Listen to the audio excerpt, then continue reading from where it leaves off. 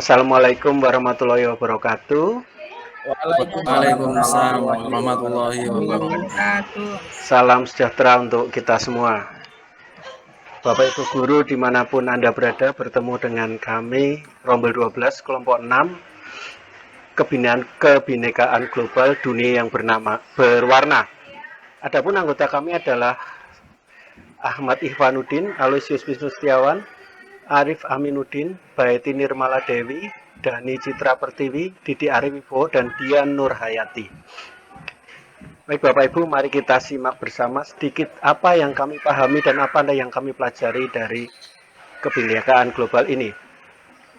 Yang pertama Bapak Ibu, kita satu kesatuan yang berbeda. Bapak Ibu barangkali kalau ditanya dari mana asal usul kita hanya bisa menjawab, dulu orang tua saya tinggal di kota A, kemudian pindah ke kota B, nenek saya dulu dari suatu kota C. Kalau kita disuruh meminta ke belakang lagi, sampai batas mana kita akan bisa menjawab. Pun juga kita hanya bisa menjawab itu, dan ditambah lagi kami dari satu suku A, etnis B, dan sebagainya. Sungguh sangat terbatas kemampuan kita untuk merunut. Dalam sebuah video mengenai tes DNA yang tadi dalam paparan tadi kita simak, ternyata dalam tubuh kita mengalir banyak etnis. Padahal saat ini kita mengakui sebagai suatu etnis, satu etnis. Nah, Bapak Ibu, berpijak dari ini, kalau kita runut mungkin agak jauh ke belakang, barangkali kita bersaudara. Barangkali kita berasal dari satu leluhur. Tapi pada kenyataannya sekarang kita berbeda-beda. Nah, ternyata Tuhan menciptakan sesuatu yang sungguh kaya. Sesuatu perbedaan, tetapi yang kalau kita mau sadari, itu menjadi sebuah kesatuan yang bisa memperkaya kita masing-masing. Kita adalah satu kesatuan yang berbeda-beda. Demikian Bapak Ibu, pemahaman pertama dari kami. Silahkan berikutnya.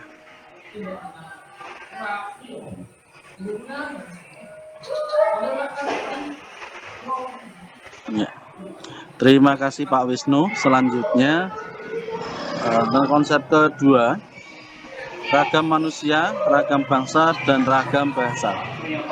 Di dunia ini tentunya kita mengetahui bahwa terdapat ragam manusia, diikuti ragam bangsa serta ragam bahasa. Di Indonesia sendiri, kita dianugerahi dengan ragamnya dari ketiga itu. Untuk bahasa, di Indonesia terdapat 718 bahasa daerah, 326 diantaranya terdapat di Papua. Untuk ragam manusia, kita dianugerahi dengan 1.340 suku bangsa, dengan 40% didominasi oleh suku Jawa dari seluruh populasi. Selain itu kita juga dianugerahi dengan berbagai keragaman serta perbedaan, namun dengan slogan bangsa kita yaitu Bhinneka Tunggal Ika, berbeda tetapi tetap satu jua. Selanjutnya silakan untuk konsep ketiga. Terima kasih.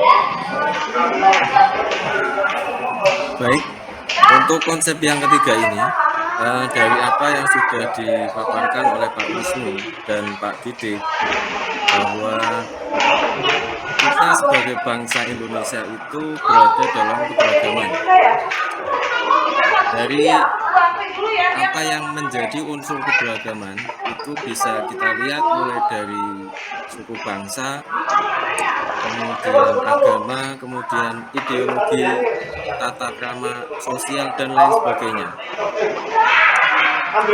Keberagaman tersebut akan memperkaya cara kita dalam berpikir dan akan lebih bijak dalam bertindak atau dalam mengambil keputusan. Saya contohkan misalkan dalam keragaman budaya, orang yang merasakan keragaman budaya itu akan cenderung lebih menghargai, akan lebih berempati terhadap budaya orang lain. Sebaliknya, jika tidak ada perbedaan, dalam hal ini berarti hanya seragam, maka akan cenderung pengalaman dalam hidupnya itu terbatas. Demikian juga dengan pandangan dan pemikirannya, itu juga tentu akan terbatas pula. Sehingga dalam keragaman dan perbedaan ini akan menyatukan kita sebagai bangsa Indonesia sesuai dengan semboyan kebinekaan, yaitu berbeda-beda tetapi satu. Demikian bahwa keberagaman akan meningkatkan kecerdasan. Terima kasih, itu untuk konsep yang ketiga.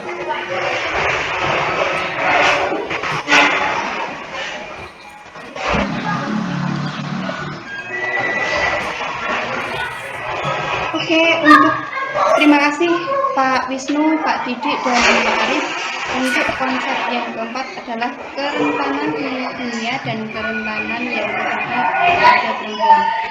Dari pemaparan Pak Wisnu, dan Mbak Arif, kita bisa menyimpulkan bahwa kerentanan adalah karakteristik dan situasi sebuah masyarakat sistem atau aset yang membuat mereka mudah terkena dampak merugikan dari sebuah budaya atau dampak. Jadi ketika kita menarik dalam satu kesimpulan alat dan budaya dan seterusnya yang dikatakan Pak Wisnu, Pak Didik, dan Mbak Arif, akan timbul kerentanan bisa terjadi pada dunia atau global, bisa juga terjadi pada perempuan. Kerentanan ini terjadi pada perempuan mulai terlihat ketika pandemi, dan berikutnya akan tentang kerentanan akan disampaikan oleh Ibu Baiti. Terima kasih. Oke, terima kasih Bu Dian. Saya akan meneruskan yang sudah dipaparkan oleh Bu Dian, yaitu tentang kerentanan dunia dan kerentanan yang terjadi terhadap perempuan itu sendiri banyak sekali sebabnya. Salah satunya adalah banyak perempuan yang lemah yang tidak mempunyai kekuatan untuk membela diri saat mengalami kekerasan baik fisik dan non-fisik. Dan fisik ini biasanya adalah kekerasan verbal, yaitu dengan ucapan yang menyebabkan sakit hati dan lain sebagainya, nanti ada dendam dan sebagainya.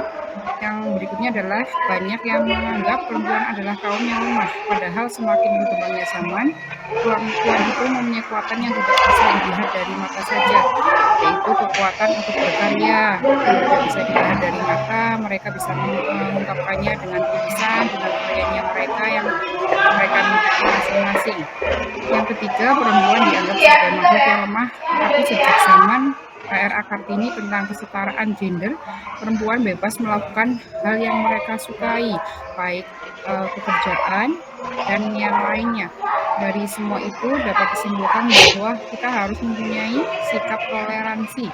Toleransi adalah sikap menghargai apapun yang ada di perbedaan kita, dan tidak boleh mempunyai sikap toleransi. Nah, mungkin itu saja.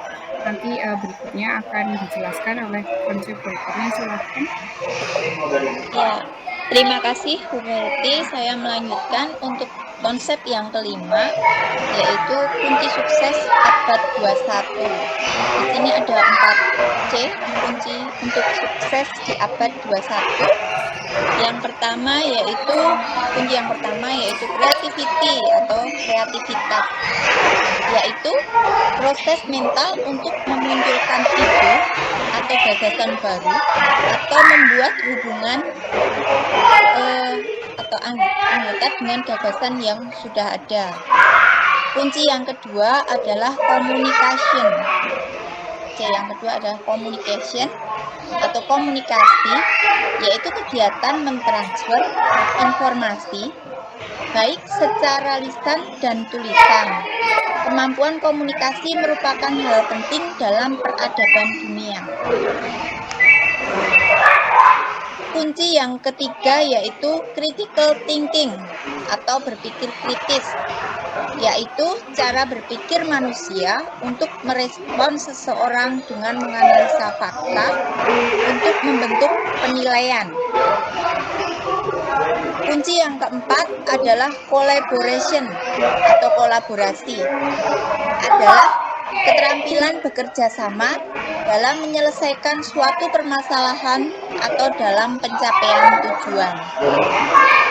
Itu dari saya, silakan dilanjutkan ke Pak Ikhwan. Oke, terima kasih Bu Dani. Di sini saya akan melanjutkan di konsep 5 tentang sekolahku yang damai. Jadi, di berbagai institusi pendidikan di Indonesia sudah banyak yang mengadopsi 5S: senyum, sapa, salam, sopan, dan santun. Sebagai budaya sekolah, sayangnya jabaran terperinci mengenai makna dari tiap kata dalam 5S masih sulit ditemukan. Apakah senyum hanya berarti sekedar tersenyum dan sapa hanya sekedar menyapa? Bisakah kita memakai lebih jauh 5 kata tersebut dan menghubungkannya dengan budaya damai? Jawabannya sangat memungkinkan. Mungkin itu yang saya paparkan mengenai tentang sekolah yang damai. Untuk selanjutnya saya kembalikan ke moderator. Terima kasih.